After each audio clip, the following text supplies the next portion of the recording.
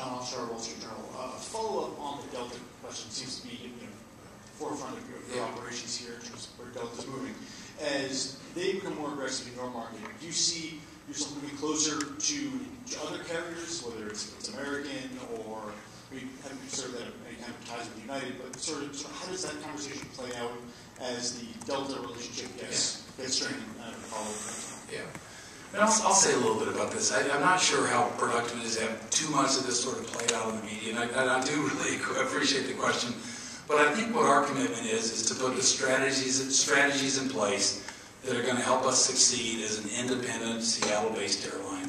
And so I think we need to keep talking to Delta and keep working that side of it. If it becomes apparent that that side is not going to work, we sort of have a responsibility to talk to other folks that might help us. And that would include other airlines. You do, one of the airline business is a network business. And so a company like ours has to have partnerships. And just a follow-up. As far as the state of your pilot corps goes, there's a lot of discussion about pilot shortages by airlines that are reducing service because of pilot shortages. Where is Horizon right now as far as its stream of pilots to fly your partners? So this new, it's a fantastic question, and maybe just chat about it a little bit. This new FAR, was it 117 where the pilot hours came out of it? The new deal is pilots need to have 1,500 hours to start flying for a Part 121 airline. If you come out of certain schools, 1,000 hours will do it. But that is putting a cramp sort of on the regional and commuter end of the airlines. Alaska and Horizon, I think we're known as good employers. We're known as places that people want to go. So I don't sort of see a crunch happening for us, but I do think there is a, this is going to, if you know folks that are young that want to be pilots, this is going to be a good profession. The industry is going to need good people to become pilots.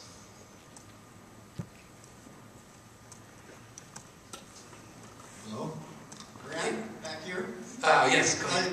I worked for Boeing like your dad did, and yes, and I got an interesting story. 33 years ago, you guys were beginning to just turn over your Douglas fleet, and I think you bought like 6 to 8 3.7s. Yes. And I can remember they came in and they said, well, you know, Alaska has this funny clientele. They seem to have a lot of riders that want to bring bicycles from Seattle up to Anchorage. And they have a hard time getting their bikes in the rear cargo compartment because you have an inward opening cargo door. And so your predecessor was hell-bent on, hey, could you do something about that? Because we like our unique ridership. Yeah. So we looked at engineering it. Unfortunately, I think we looked at your order, which was about 6 to 8 at the time. It didn't pencil. And we priced it, and priced it, we should have done it for you, just because. And so I want to apologize if your dad didn't. What's your name again? Oh, I don't want to say. Apology accepted. Gotcha. Apology accepted. Yes, and I'm not sure if but maybe this gentleman here.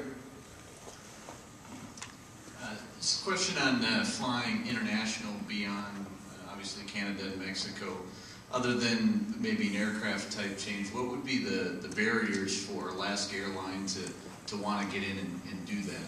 Yeah, the aircraft type is a big barrier. It's and I'll just tell you, just sort of as a Seattle person, we watched the fabulous airplanes that Boeing's building, and we're sort of enamored by them. But the range of these things and the comfort, it's just amazing. But